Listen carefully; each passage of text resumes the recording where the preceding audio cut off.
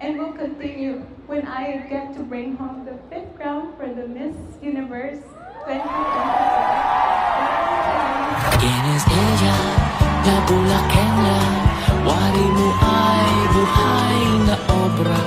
Hinaling tulad, kailan kaya kita makikilala?